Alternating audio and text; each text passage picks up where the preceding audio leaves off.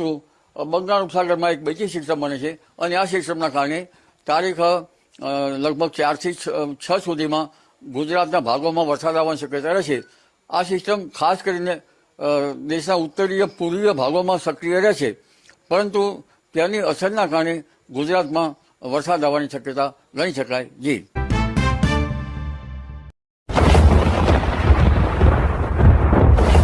નમસ્કાર મિત્રો, દેશ દુનિયા અને ગુજરાતના આજના મોટા અને અગત્યના સમાચાર શરૂ કરીએ તે પહેલા ચેનલમાં નવા હોય તો તાત્કાલિક સબસ્ક્રાઇબ કરી દેજો, જેથી રોજના મહત્વના અપડેટ તમને સૌથી પહેલા મળે।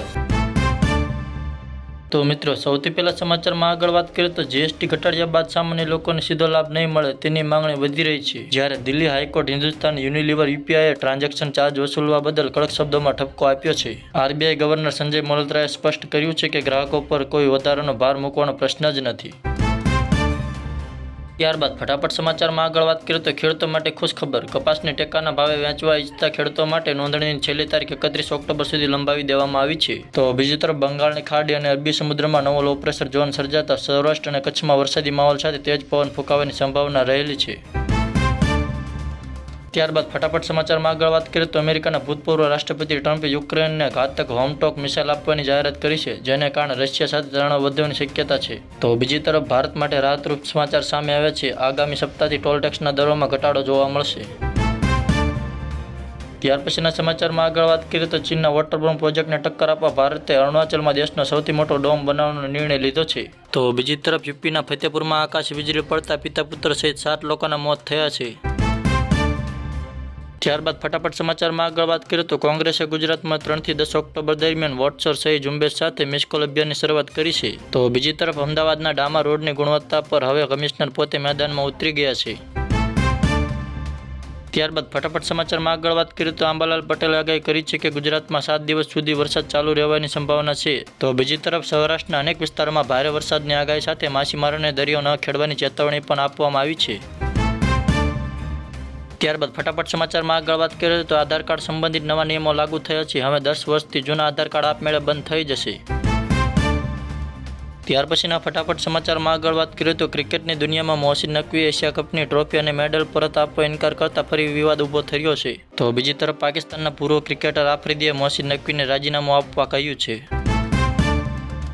ત્યારબાદ ફટાફટ સમાચારમાં આગળ વાત કરીએ તો સરકારે ખેડૂતોના હિતમાં મહત્વપૂર્ણ નિર્ણય લીધો છે। 1 ઓક્ટોબરથી બાજરી, જુવાર, રાગી અને મકાઈની ખરીદી ટેકાના ભાવે થશે। તો બીજી તરફ ખાનગી ટ્યુશન અને કોચિંગ ક્લાસીસ પર નિયંત્રણ માટે નવી 8 સભ્યોની કમિટી રચાઈ છે।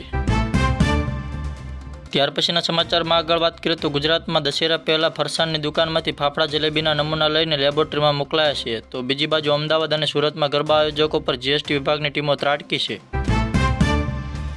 ત્યારબાદ ફટાફટ સમાચારમાં આગળ વાત કરીએ તો અમદાવાદના કાંકરિયા પ્રાણી સંગ્રહાલયમાં 1 થી 7 ઓક્ટોબર સુધી વન્ય પ્રાણી સપ્તાહ નિમિત્તે બાળકોને મફત પ્રવેશ મળશે। તો બીજી તરફ વિશ્વમાં પહેલીવાર ડ્રોન હોલ તૈયાર કરવાના નિર્ણયથી રશિયા સહિત 27 દેશો ગભરાયા છે।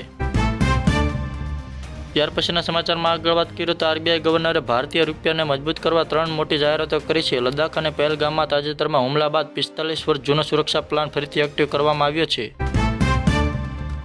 ત્યારબાદ ફટાફટ સમાચારમાં આગળ વાત કરીએ તો ગીર સોમનાથના સિડોકર ગામમાં માતાજીની પૂજા પ્રસંગે કરંટ લાગતા 3 યુવકોના મોત થયા। તો બીજી તરફ અમદાવાદના જાણીતા ગરબા આયોજકે આપઘાત કરી લીધો છે। તો પોલીસ અને આત્મહત્યાને કારણે તપાસ શરૂ કરી દીધી છે।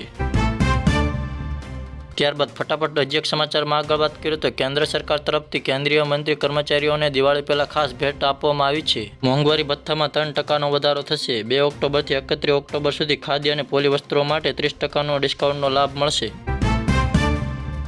ત્યારબાદ સમાચારમાં આગળ વાત કરીએ તો વિદેશમાંથી એક મોટી ખબર સામે આવી છે। ફિલિપાઇન્સમાં 6.9 તીવ્રતાનો ભૂકંપ આવતા 60 લોકોથી વધુના મોત થયા છે, જ્યારે અમેરિકા શટડાઉનના ખતરા સામે સરકારી કામકાજ અડધું બંધ થયું છે।